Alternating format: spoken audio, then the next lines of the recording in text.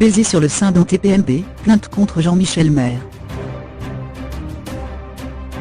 Soraya Rifi a déposé plainte, 1 an et demi après la polémique sur C8. L'affaire n'est pas terminée. Selon Closé, le chroniqueur de Touche pas à mon poste Jean-Michel Maire, a été entendu par la police après un dépôt de plainte de Soraya Rifi, à qui il a embrassé la poitrine sans son consentement en octobre 2016.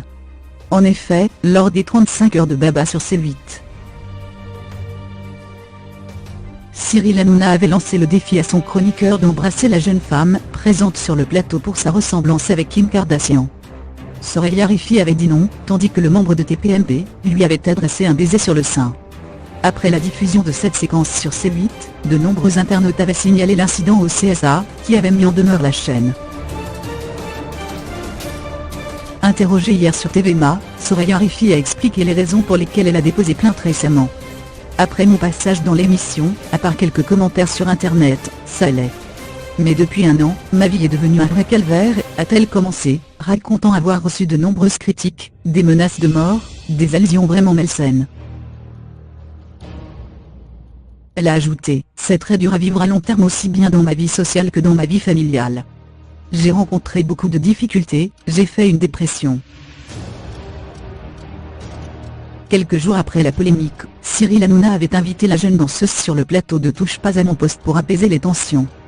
Pour sa part, Jean-Michel Maire s'était excusé en direct sur C8, les larmes aux yeux et des sanglots dans la voix.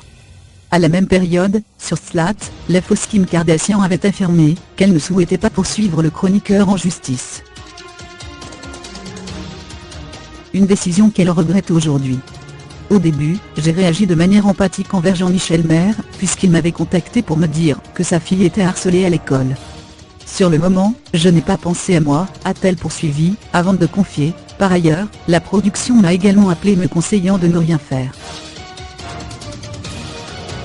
Si la jeune femme a aujourd'hui fait marche arrière, et décidé de porter plainte contre le proche de Cyril Hanouna, c'est parce qu'elle s'est rendue compte qu'il avait eu un comportement inacceptable. En plus de cela, je me suis fait agresser et insulter dans la rue. Ça devenait difficile, je n'osais même plus sortir. Ma vie s'est dégradée, je me suis renfermée sur moi-même, j'ai échoué dans mes études, a-t-elle terminé. Maintenant, c'est entre les mains de la justice. De son côté, interrogé hier par Closé, Jean-Michel Maire a fait savoir qu'il avait appris l'existence de cette plainte par voie de justice, par le commissariat. Elle ne m'a pas prévenu. Elle m'a dit qu'elle ne porterait jamais de plainte. Là, elle porte plainte, a-t-il déclaré, avant d'ajouter, ce n'est pas tellement pour l'histoire, mais pour les conséquences.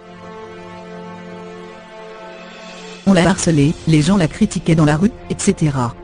C'est pour ça qu'elle a porté plainte.